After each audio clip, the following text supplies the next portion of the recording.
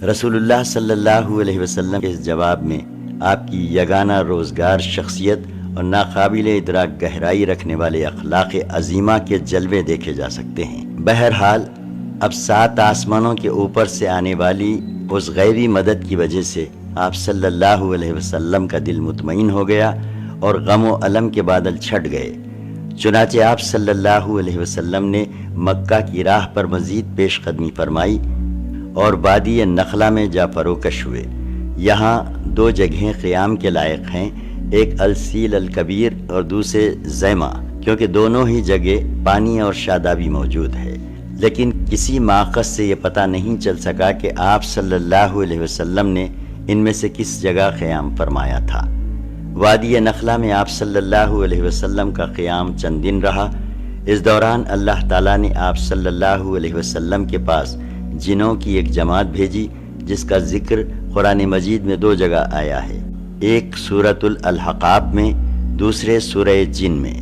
سورۃ الحقاف کی آیات یہ ہیں جس کا ترجمہ ہے: اور جب کہ ہم نے آپ کی طرف جنوں کے ایک گروہ کو پھیرا کہ وہ قرآن سنیں، تو جب وہ تلاوت قرآن کی جگہ پہنچے تو انہوں نے آپس میں کہا کہ چپ ہو جاؤ۔ پھر جب اس کی تلاوت پوری کی جا چکی تو وہ اپنی قوم کی طرف عذاب الہی سے ڈرانے والے بن کر پلٹے۔ انہوں نے کہا، اے ہماری قوم، ہم نے ایک کتاب سنی ہے جو موسیٰ کے بعد نازل کی گئی ہے، اپنے سے پہلے کی تصدیق کرنے والی ہے، حق اور راہ راست کی طرف رہنمائی کرتی ہے۔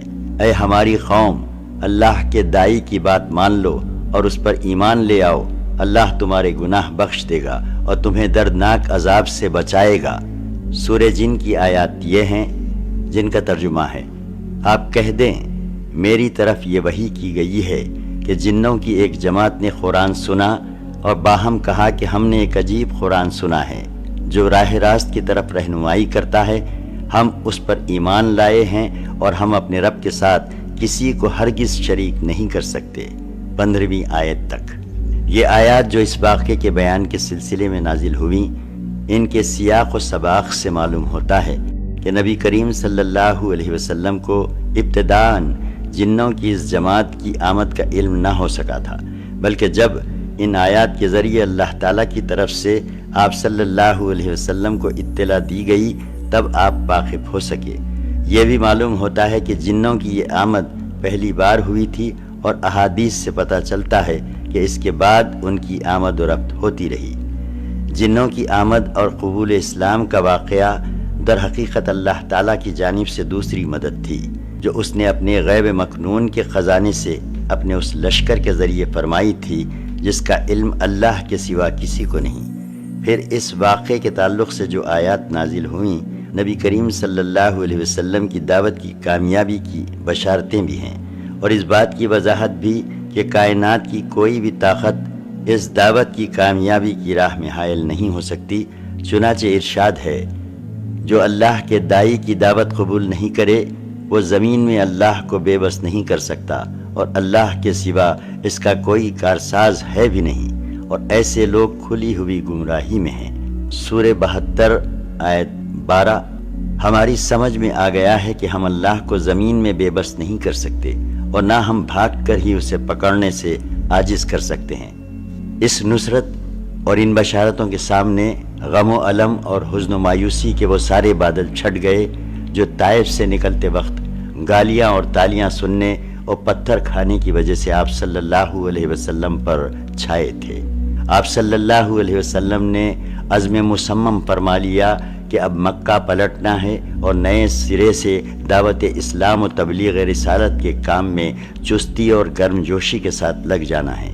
یہی موقع تھا جب حضرت زید بن حارثہ نے آپ صلی اللہ علیہ وسلم سے عرض کی کہ آپ صلی اللہ علیہ وسلم مکہ کیسے جائیں گے جبکہ وہاں کے باشندوں یعنی قریش نے آپ صلی اللہ علیہ وسلم کو نکال دیا ہے، اور جواب میں آپ صلی اللہ علیہ وسلم نے فرمایا، اے زید، تم جو حالت دیکھ رہے ہو اللہ تعالیٰ اس سے کشادگی اور نجات کی کوئی راہ ضرور بنائے گا۔ اللہ یقیناً اپنے دین کی مدد کرے گا اور اپنے نبی کو غالب فرمائے گا۔ آخر رسول اللہ صلی اللہ علیہ وسلم وہاں سے روانہ ہوئے اور مکے کے قریب پہنچ کر کوہ ہیرا کے دامن میں ٹھہر گئے۔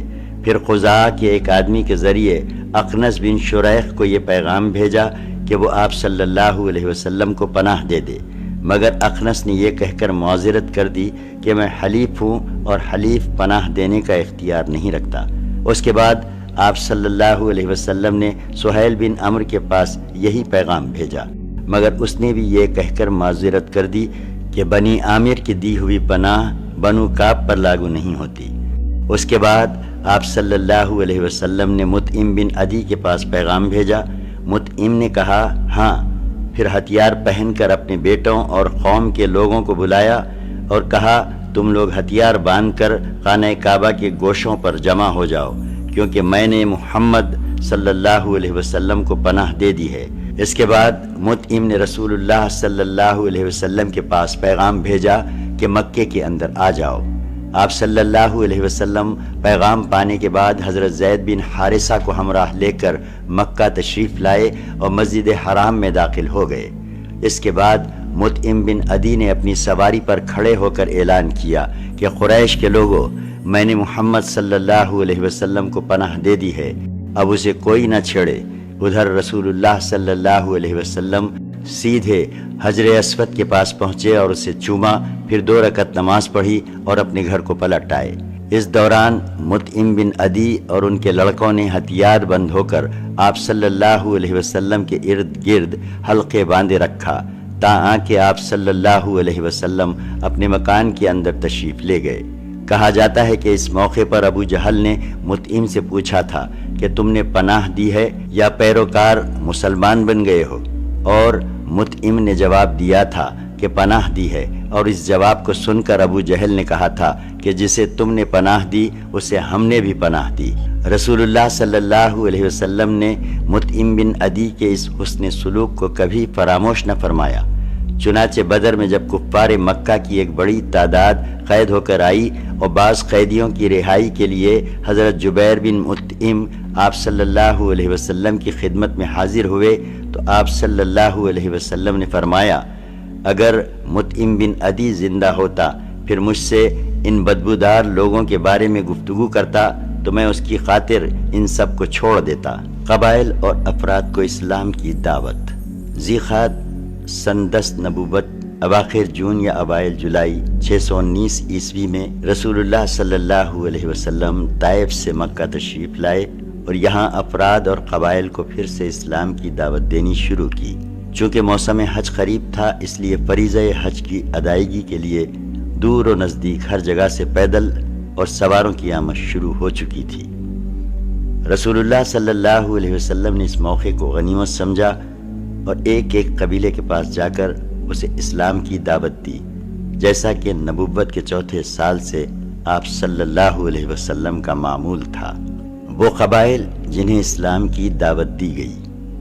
امام زہری رضی اللہ عنہ فرماتے ہیں کہ جن قبائل کے پاس رسول اللہ صلی اللہ علیہ وسلم تشریف لے گئے اور انہیں اسلام کی دعوت دیتے ہوئے اپنے آپ کو ان پر پیش کیا، ان میں سے حسب ذیل قبیلوں کے نام ہمیں بتائے گئے ہیں: بنو عامر بن صعصع، محارب بن قصفہ، فزارہ، غسان، مرہ، حنیفہ، سلیم، عبس، بنو نصر، بنو البقا، کلب، حارث بن کعب، عزرا، ہزارمہ، لیکن ان میں سے کسی نے بھی اسلام قبول نہ کیا۔ واضح رہے کہ امام زہری کے ذکر کردہ ان سارے قبائل پر ایک ہی سال یا ایک ہی موسم حج میں اسلام پیش نہیں کیا گیا تھا، بلکہ نبوت کے 4تھے سال سے ہجرت سے پہلے کے آخری موسم حج تک 10 سالہ مدت کے دوران پیش کیا گیا تھا۔ ابن اسحاق نے بعض قبائل پر اسلام کی پیشی اور ان کے جواب کی کیفیت بھی ذکر کی ہے، ذیل میں مختصراً ان کا بیان نقل کیا جا رہا ہے۔ ایک بنو کلب، نبی صلی اللہ علیہ وسلم اس قبیلے کی ایک شاخ بنو عبداللہ کے پاس تشریف لے گئے، انہیں اللہ کی طرف بلایا اور اپنے آپ کو ان پر پیش کیا۔ باتوں باتوں میں یہ بھی فرمایا کہ اے بنو عبداللہ، اللہ نے تمہارے جد اعلیٰ کا نام بہت اچھا رکھا تھا، لیکن اس قبیلے نے آپ کی دعوت قبول نہ کی۔ 2 بنو حنیفہ، آپ صلی اللہ علیہ وسلم ان کے ڈیرے پر تشریف لے گئے، انہیں اللہ کی طرف بلایا اور اپنے آپ کو ان پر پیش کیا، لیکن ان کے جیسا برا جواب اہل عرب میں سے کسی نے بھی نہ دیا۔ 3 عامر بن سعصع، انہیں بھی آپ صلی اللہ علیہ وسلم نے اللہ کی طرف دعوت دی اور اپنے آپ کو ان پر پیش کیا۔ جواب میں ان کے ایک آدمی بحیرہ بن فراس نے کہا، خدا کی قسم، اگر میں قریش کے اس جوان کو لے لوں تو اس کے ذریعے پورے عرب کو کھا جاؤں گا۔ پھر اس نے دریافت کیا کہ اچھا یہ بتائیے، اگر ہم آپ صلی اللہ علیہ وسلم سے آپ صلی اللہ علیہ وسلم کے اس دین پر بیعت کر لیں، پھر اللہ آپ کو مخالفین پر غلبہ عطا فرمائے، تو کیا آپ صلی اللہ علیہ وسلم کے بعد زمام کار ہمارے ہاتھ میں ہوگی؟ آپ صلی اللہ علیہ وسلم نے فرمایا، زمام کار تو اللہ کے ہاتھ میں ہے، وہ جہاں چاہے گا رکھے گا۔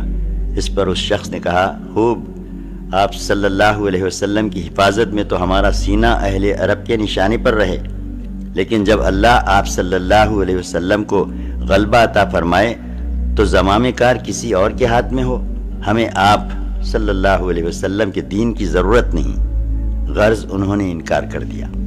اس کے بعد جب قبیلے بنو عامر اپنے علاقے میں واپس گیا تو اپنے ایک بوڑھے آدمی کو جو کبر سنی کے باعث حج میں شریک نہ ہو سکا تھا سارا ماجرا سنایا اور بتایا کہ ہمارے پاس قبیلہ قریش کے خاندان بنو عبد المطلب کا ایک جوان آیا تھا جس کا خیال تھا کہ وہ نبی ہے۔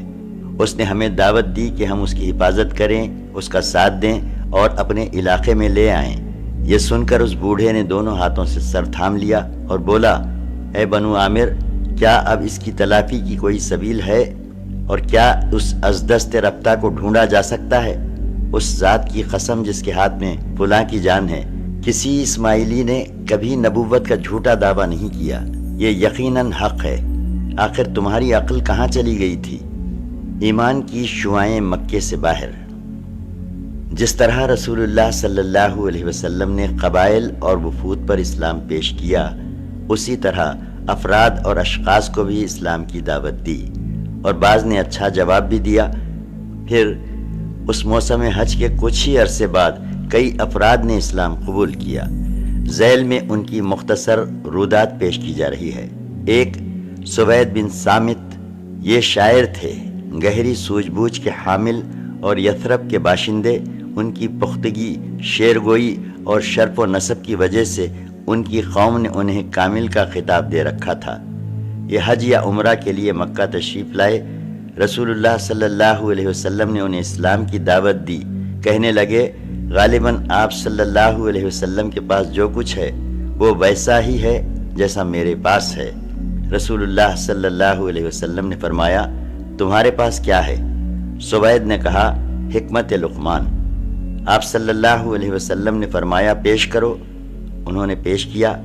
آپ صلی اللہ علیہ وسلم نے فرمایا، یہ کلام یقیناً اچھا ہے، لیکن میرے پاس جو کچھ ہے وہ اس سے بھی اچھا ہے۔ وہ قرآن ہے جو اللہ تعالیٰ نے مجھ پر نازل کیا ہے، وہ ہدایت اور نور ہے۔ اس کے بعد رسول اللہ صلی اللہ علیہ وسلم نے انہیں قرآن پڑھ کر سنایا اور اسلام کی دعوت دی۔ انہوں نے اسلام قبول کر لیا اور بولے، یہ تو بہت ہی اچھا کلام ہے۔ اس کے بعد وہ مدینہ پلٹ کر آئے ہی تھے کہ جنگ بعاث چھڑ گئی اور اسی میں قتل کر دیے گئے۔ انہوں نے سن 11 نبوی کے آغاز میں اسلام قبول کیا تھا۔ 2 ایاز بن معاذ، یہ یثرب کے باشندے تھے اور نوخیز جوان۔ سن 11 نبوت میں جنگ بعاث سے کچھ پہلے اوس کا ایک وفد خزرج کے خلاف قریش سے حلف و تعاون کی تلاش میں مکہ آیا تھا۔ آپ بھی اسی کے ہمراہ تشریف لائے تھے۔ اس وقت یثرب میں ان دونوں قبیلوں کے درمیان عداوت کی آگ بھڑک رہی تھی اور اوس کی تعداد خزرج سے کم تھی۔ رسول اللہ صلی اللہ علیہ وسلم کو وفد کی آمد کا علم ہوا تو آپ صلی اللہ علیہ وسلم ان کے پاس تشریف لے گئے اور ان کے درمیان بیٹھ کر یوں خطاب فرمایا، آپ لوگ جس مقصد کے لیے تشریف لائے ہیں، کیا اس سے بہتر چیز قبول کر سکتے ہیں؟ ان سب نے کہا، وہ کیا چیز ہے؟ آپ صلی اللہ علیہ وسلم نے فرمایا، میں اللہ کا رسول ہوں۔ اللہ نے مجھے اپنے بندوں کے پاس اس بات کی دعوت دینے کے لیے بھیجا ہے کہ وہ اللہ کی عبادت کریں اور اس کے ساتھ کسی چیز کو شریک نہ کریں۔ اللہ نے مجھ پر کتاب بھی اتاری ہے۔ پھر آپ صلی اللہ علیہ وسلم نے اسلام کا ذکر کیا اور قرآن کی تلاوت فرمائی۔ ایاس بن معاذ بولے، اے قوم، یہ خدا کی قسم اس سے بہتر ہے جس کے لیے آپ لوگ یہاں تشریف لائے ہیں۔ لیکن وفد کے ایک رکن ابو الحیثر انس بن رافع نے ایک مٹھی چھری اٹھا کر ایاس کے منہ پر دے ماری اور بولا، یہ بات چھوڑو، میری عمر کی قسم، یہاں ہم اس کی بجائے دوسرے ہی مقصد سے آئے ہیں۔ ایاس نے خاموشی اختیار کر لی اور رسول اللہ صلی اللہ علیہ وسلم بھی اٹھ گئے۔ وفد قریش کے ساتھ حلف التعاون کا معاہدہ کرنے میں کامیاب نہ ہو سکا اور یوں ہی ناکام مدینہ واپس ہو گیا۔ مدینہ پلٹنے کے تھوڑے ہی دن بعد ایاس انتقال کر گئے۔ وہ اپنی وفات کے وقت تحلیل و تکبیر اور حمد و تسبیح کر رہے تھے، اس لیے لوگوں کو یقین ہے کہ ان کی وفات اسلام پر ہوئی۔ 3. ابو ذر غفاری، یہ یثرب کے اطراف میں سکونت پذیر تھے۔ جب سوید بن سامت اور ایاس بن معاذ کے ذریعے یثرب میں رسول اللہ صلی اللہ علیہ وسلم کی بعثت کی خبر پہنچی تو یہ خبر ابو ذر رضی اللہ عنہ کے کان سے بھی ٹکرائی اور یہی ان کے اسلام لانے کا سبب بنی۔ ان کے اسلام لانے کا واقعہ صحیح بخاری میں تفصیل سے مروی ہے۔ ابن عباس رضی اللہ عنہ کا بیان ہے کہ ابو ذر رضی اللہ عنہ نے فرمایا، میں قبیلے غفار کا ایک آدمی تھا، مجھے معلوم ہوا کہ مکے میں ایک آدمی نمودار ہوا ہے جو اپنے آپ کو نبی کہتا ہے۔ میں نے اپنے بھائی سے کہا، تم اس آدمی کے پاس جاؤ، اس سے بات کرو اور میرے پاس اس کی خبر لاؤ۔ وہ گیا، ملاقات کی اور واپس آیا۔ میں نے پوچھا، کیا خبر لائے ہو؟ بولا، خدا کی قسم، میں نے ایک ایسا آدمی دیکھا ہے جو بھلائی کا حکم دیتا ہے اور برائی سے روکتا ہے۔ میں نے کہا، تم نے تشفی بخش خبر نہیں دی۔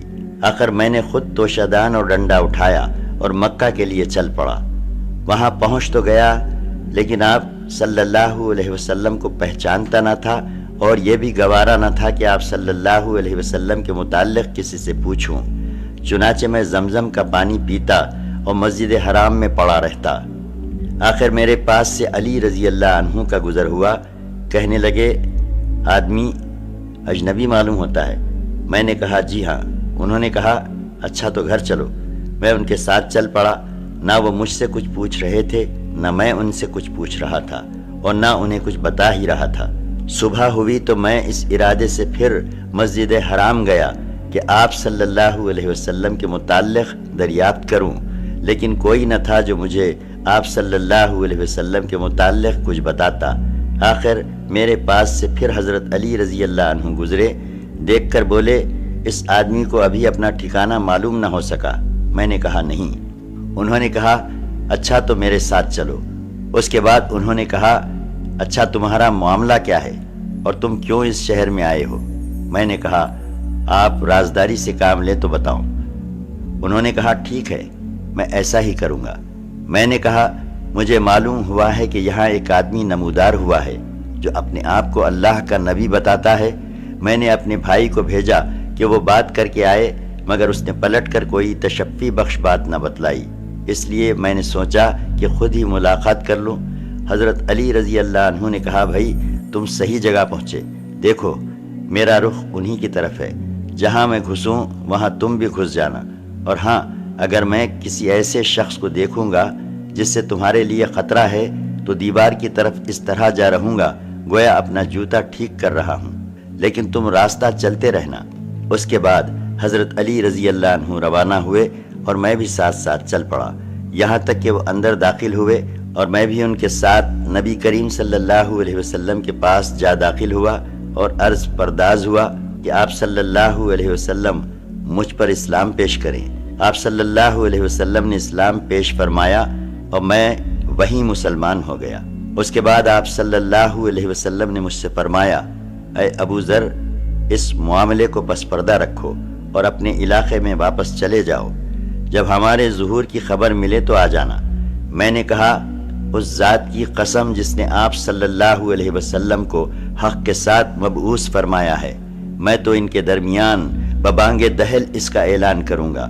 اس کے بعد میں مسجد حرام آیا، قریش موجود تھے۔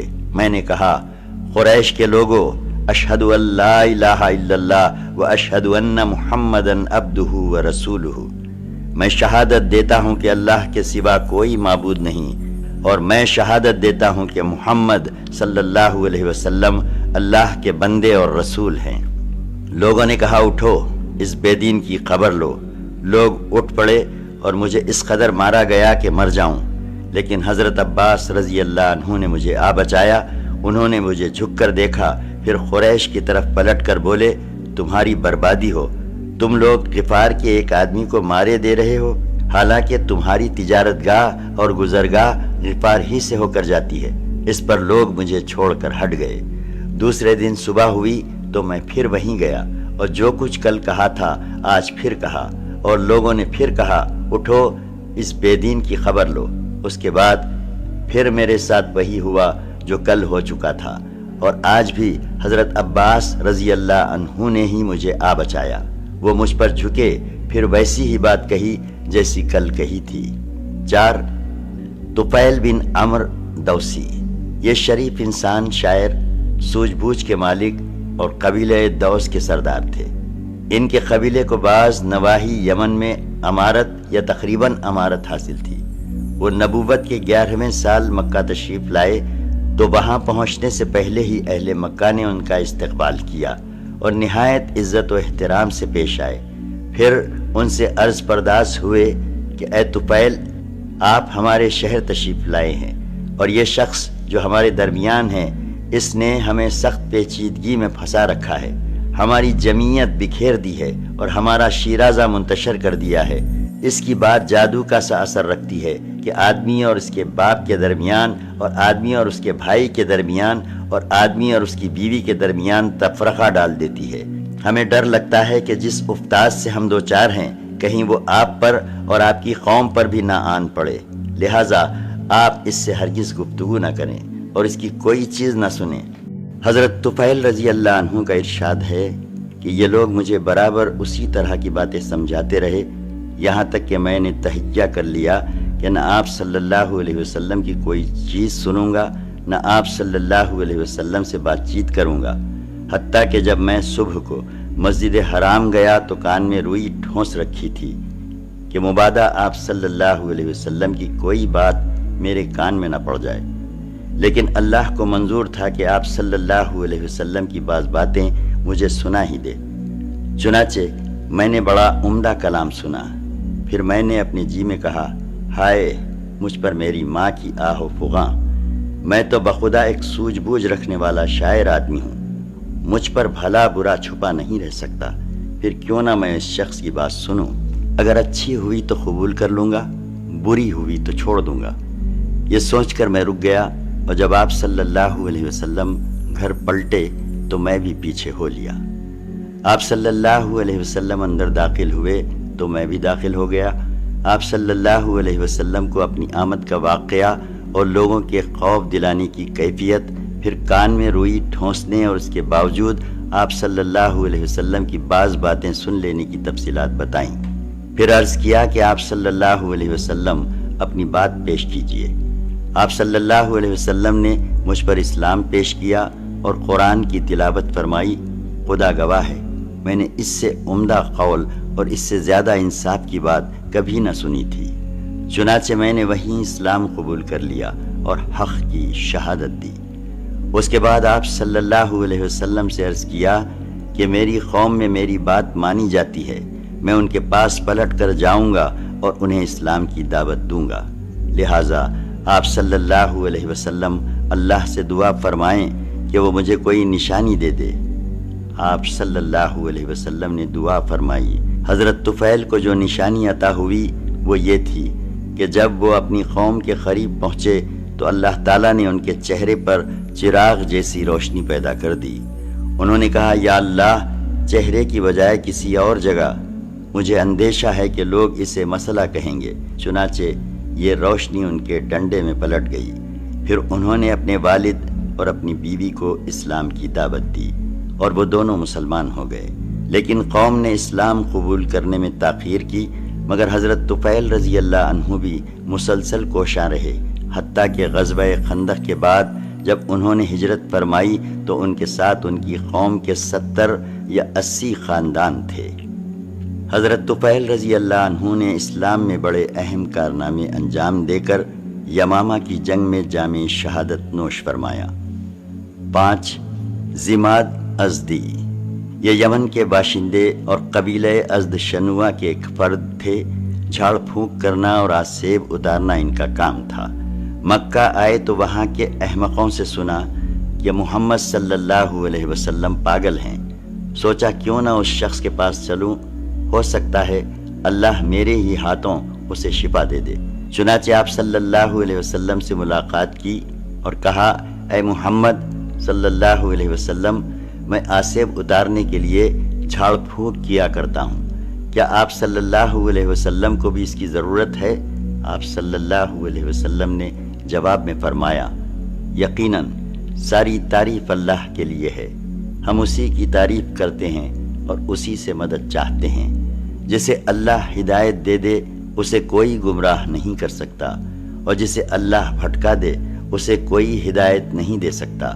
اور میں شہادت دیتا ہوں کہ اللہ کے سوا کوئی معبود نہیں، وہ تنہا ہے، اس کا کوئی شریک نہیں، اور میں شہادت دیتا ہوں کہ محمد صلی اللہ علیہ وسلم اس کے بندے اور رسول ہیں۔ اما بعد، ضماد نے کہا، ذرا اپنے یہ کلمات مجھے پھر سنا دیجیے۔ آپ صلی اللہ علیہ وسلم نے 3 بار دہرایا۔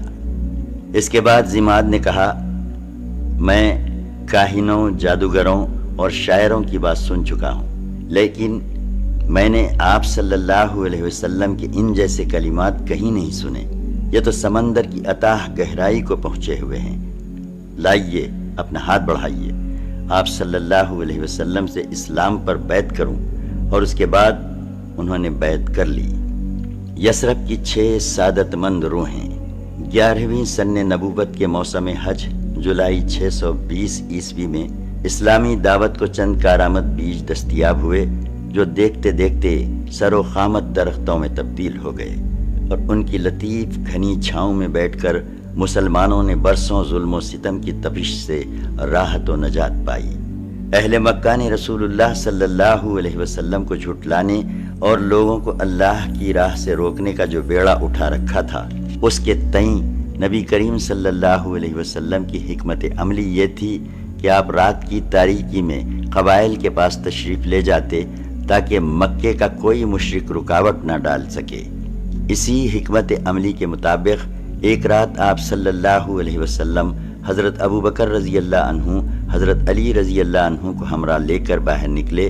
بنو زحل، بنو شیبان بن ثعلبہ کے ڈیروں سے گزرے تو ان سے اسلام کے بارے میں بات چیت کی۔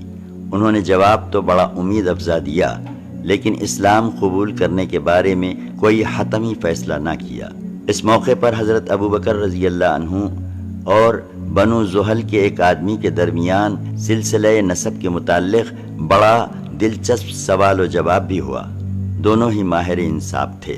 اس کے بعد رسول اللہ صلی اللہ علیہ وسلم مینا کی گھاٹی سے گزرے تو کچھ لوگوں کو باہم گفتگو کرتے سنا۔ آپ صلی اللہ علیہ وسلم نے سیدھے ان کا رخ کیا اور ان کے پاس جا پہنچے۔ یہ یثرب کے 6 جوان تھے اور سب کے سب قبیلہ خزرج سے تعلق رکھتے تھے۔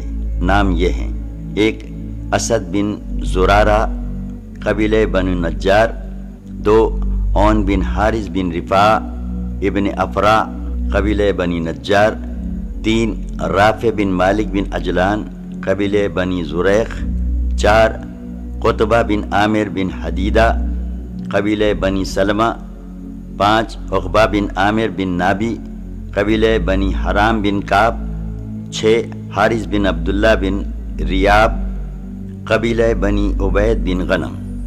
یہ اہل یثرب کی خوش قسمتی تھی کہ وہ اپنے حلیف یہود مدینہ سے سنا کرتے تھے کہ اس زمانے میں ایک نبی بھیجا جانے والا ہے اور اب جلد ہی وہ نمودار ہوگا۔ ہم اس کی پیروی کر کے اس کی معیت میں تمہیں عاد ارم کی طرح قتل کر ڈالیں گے۔ رسول اللہ صلی اللہ علیہ وسلم نے ان کے پاس پہنچ کر دریافت کیا کہ آپ کون لوگ ہیں؟ انہوں نے کہا، ہم قبیلہ خزرج سے تعلق رکھتے ہیں۔ آپ صلی اللہ علیہ وسلم نے فرمایا، یعنی یہود کے حلیف؟ بولے ہاں۔ فرمایا، پھر کیوں نہ آپ حضرات بیٹھیں، کچھ بات چیت کی جائے۔ وہ لوگ بیٹھ گئے۔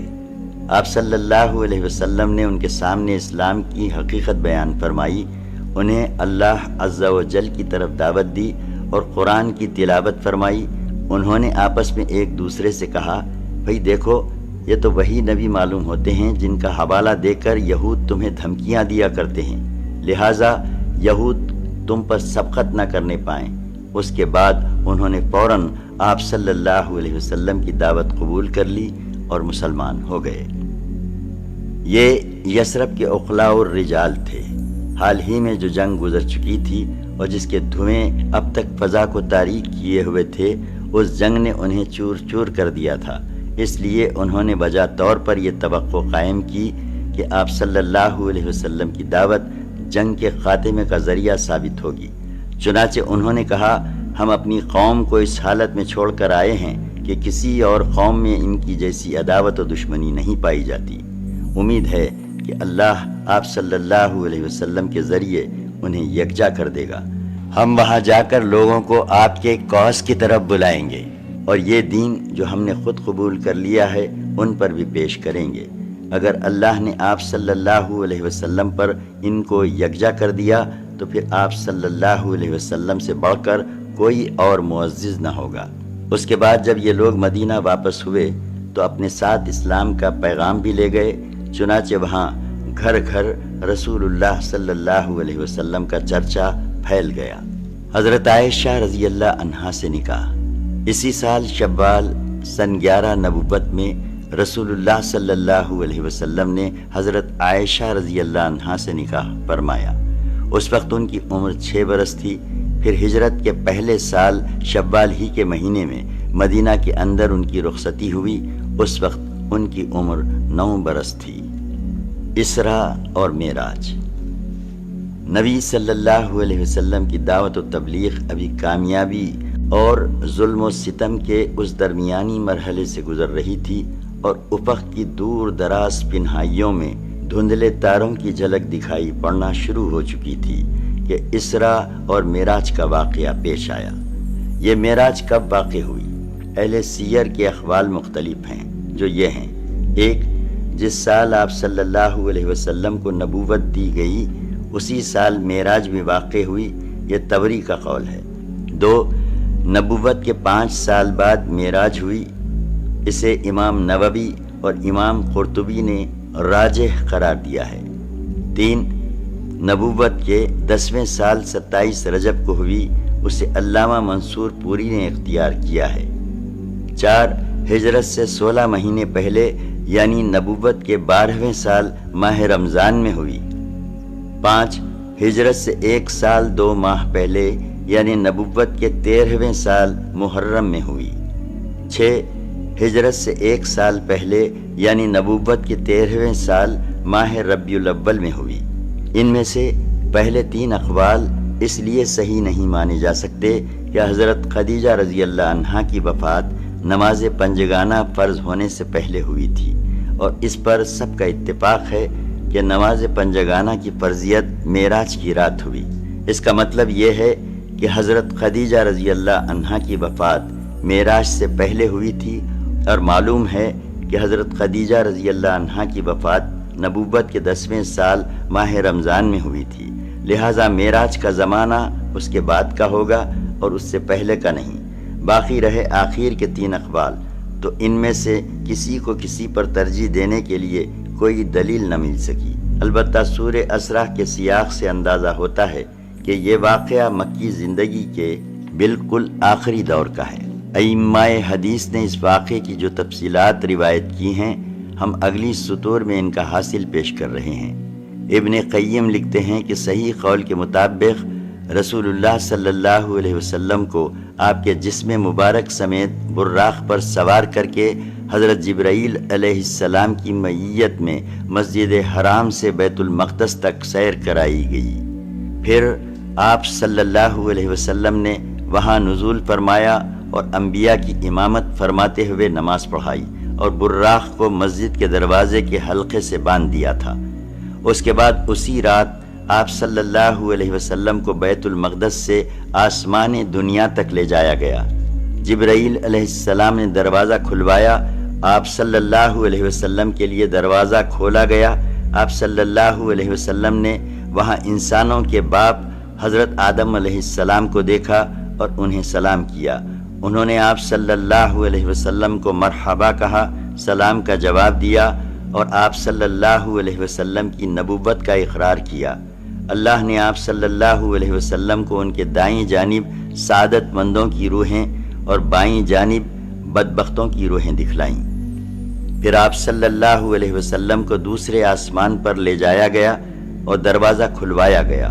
آپ صلی اللہ علیہ وسلم نے وہاں حضرت یحییٰ بن زکریہ علیہ السلام اور حضرت عیسیٰ بن مریم علیہ السلام کو دیکھا، دونوں سے ملاقات کی اور سلام کیا۔ دونوں نے سلام کا جواب دیا، مبارکباد دی اور آپ صلی اللہ علیہ وسلم کی نبوت کا اقرار کیا۔ پھر تیسرے آسمان پر لے جایا گیا۔ آپ صلی اللہ علیہ وسلم نے وہاں حضرت یوسف علیہ السلام کو دیکھا اور سلام کیا۔ انہوں نے جواب دیا، مبارکباد دی اور آپ صلی اللہ علیہ وسلم کی نبوت کا اقرار کیا۔ پھر چوتھے آسمان پر لے جایا گیا۔ وہاں آپ صلی اللہ علیہ وسلم نے حضرت ادریس علیہ السلام کو دیکھا اور انہیں سلام کیا۔ انہوں نے جواب دیا، مرحبا کہا اور آپ صلی اللہ علیہ وسلم کی نبوت کا اقرار کیا۔ پھر پانچویں آسمان پر لے جایا گیا۔ وہاں آپ صلی اللہ علیہ وسلم نے حضرت ہارون بن عمران علیہ السلام کو دیکھا اور انہیں سلام کیا۔ انہوں نے جواب دیا، مبارکباد دی اور اقرار نبوت کیا۔ پھر آپ صلی اللہ علیہ وسلم کو چھٹے آسمان پر لے جایا گیا۔ وہاں آپ صلی اللہ علیہ وسلم کی ملاقات حضرت موسیٰ بن عمران سے ہوئی۔ آپ صلی اللہ علیہ وسلم نے سلام کیا، انہوں نے مرحبا کہا اور اقرار نبوت کیا۔ البتہ جب آپ صلی اللہ علیہ وسلم وہاں سے آگے بڑھے تو وہ رونے لگے۔ ان سے کہا گیا، آپ کیوں رو رہے ہیں؟ انہوں نے کہا، میں اس لیے رو رہا ہوں کہ ایک نوجوان جو میرے بعد مبعوث کیا گیا، اس کی امت کے لوگ میری امت کے لوگوں سے بہت زیادہ تعداد میں جنت کے اندر داخل ہوں گے۔ اس کے بعد آپ صلی اللہ علیہ وسلم کو ساتویں آسمان پر لے جایا گیا۔ وہاں آپ صلی اللہ علیہ وسلم کی ملاقات حضرت ابراہیم علیہ السلام سے ہوئی۔ آپ صلی اللہ علیہ وسلم نے انہیں سلام کیا، انہوں نے جواب دیا، مبارکباد دی اور آپ صلی اللہ علیہ وسلم کی نبوت کا اقرار کیا۔ اس کے بعد آپ صلی اللہ علیہ وسلم کو سدرۃ المنتہا تک لے جایا گیا۔ پھر آپ صلی اللہ علیہ وسلم کے لیے بیت معمور کو ظاہر کیا گیا۔ پھر خدائے جبار جل جلالہ کے دربار میں پہنچایا گیا اور آپ صلی اللہ علیہ وسلم اللہ کے اتنے قریب ہوئے کہ 2 کمانوں کے برابر یا اس سے بھی کم فاصلہ رہ گیا۔ اس وقت اللہ نے اپنے بندے پر وحی فرمائی، جو کچھ کے وحی فرمائی، اور 50 وقت کی نمازیں فرض کیں۔ اس کے بعد آپ صلی اللہ علیہ وسلم واپس ہوئے، یہاں تک کہ حضرت موسیٰ علیہ السلام کے پاس سے گزرے تو انہوں نے پوچھا کہ اللہ نے آپ صلی اللہ علیہ وسلم کو کس چیز کا حکم دیا ہے؟ آپ صلی اللہ علیہ وسلم نے فرمایا، 50 نمازوں کا۔ انہوں نے کہا، آپ صلی اللہ علیہ وسلم کی امت اس کی طاقت نہیں رکھتی، اپنے پروردگار کے پاس واپس جائیے اور اپنی امت کے لیے تخفیف کا سوال کیجیے۔ آپ صلی اللہ علیہ وسلم نے حضرت جبرائیل علیہ السلام کی طرف دیکھا، گویا کہ ان سے مشورہ لے رہے ہیں۔ انہوں نے اشارہ کیا کہ ہاں، اگر آپ صلی اللہ علیہ وسلم چاہیں۔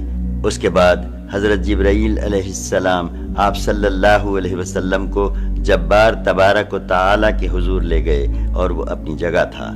بعض طرق میں صحیح بخاری کا لفظ یہی ہے۔ اس نے 10 نمازیں کم کر دیں اور آپ صلی اللہ علیہ وسلم نیچے لائے گئے۔ جب موسیٰ علیہ السلام کے پاس سے گزر ہوا تو انہیں خبر دی۔ انہوں نے کہا کہ آپ صلی اللہ علیہ وسلم اپنے رب کے پاس واپس جائیے اور تخفیف کا سوال کیجیے۔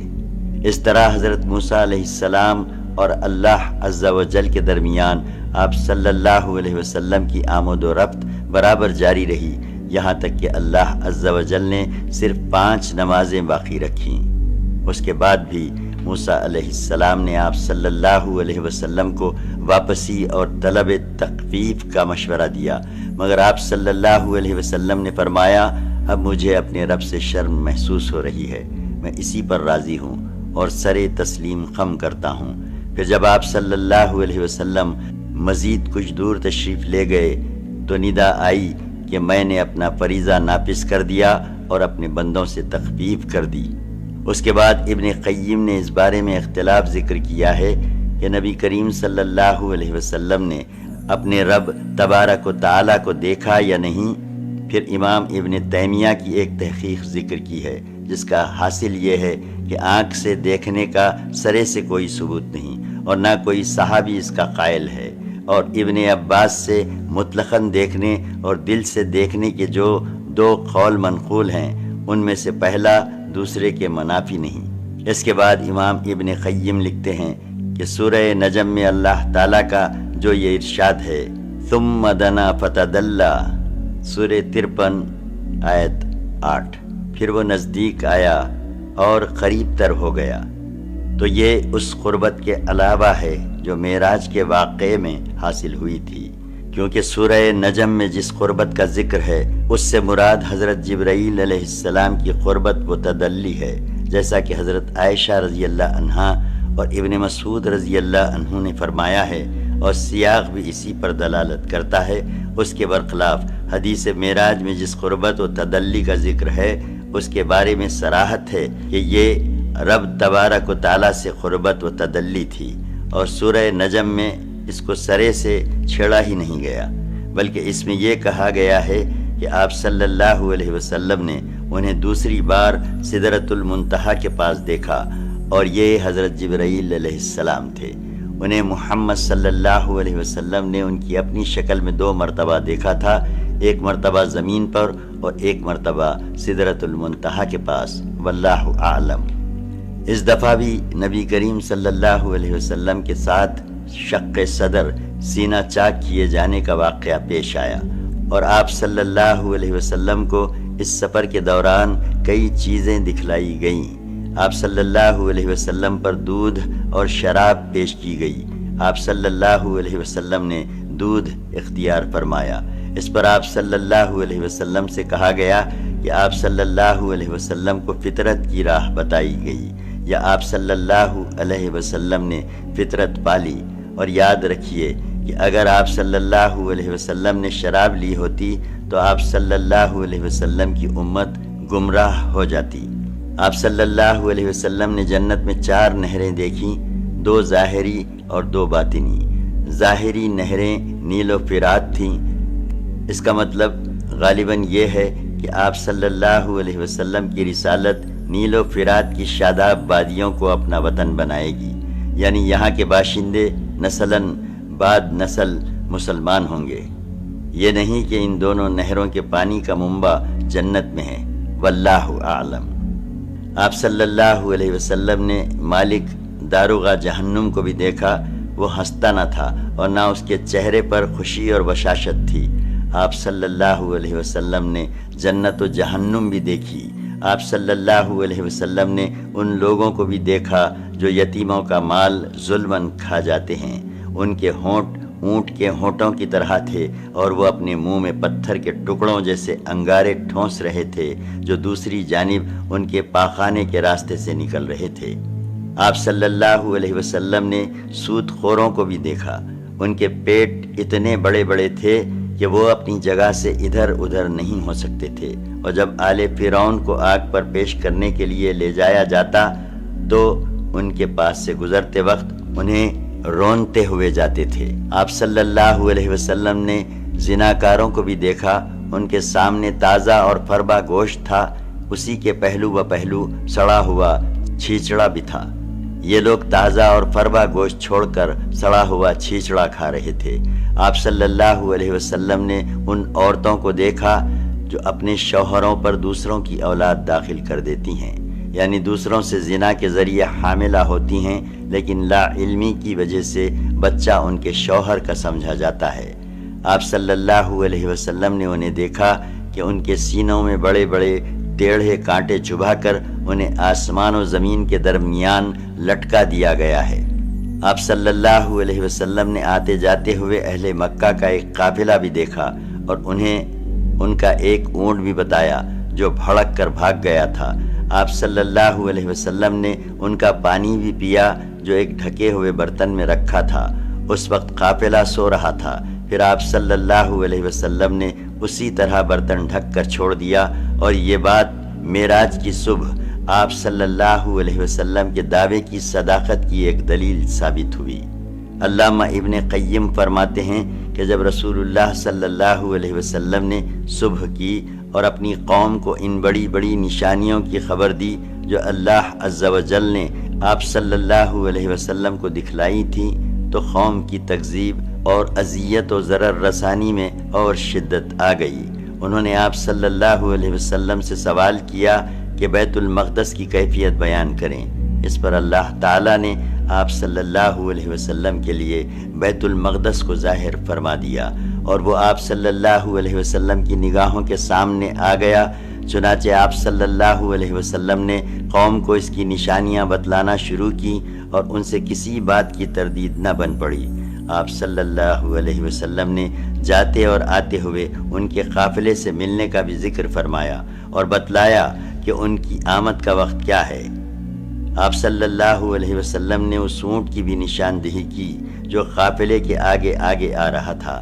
پھر جیسا کچھ آپ صلی اللہ علیہ وسلم نے بتایا تھا ویسا ہی ثابت ہوا، لیکن ان سب کے باوجود ان کی نفرت میں اضافہ ہی ہوا، اور ان ظالموں نے کفر کرتے ہوئے کچھ بھی ماننے سے انکار کر دیا۔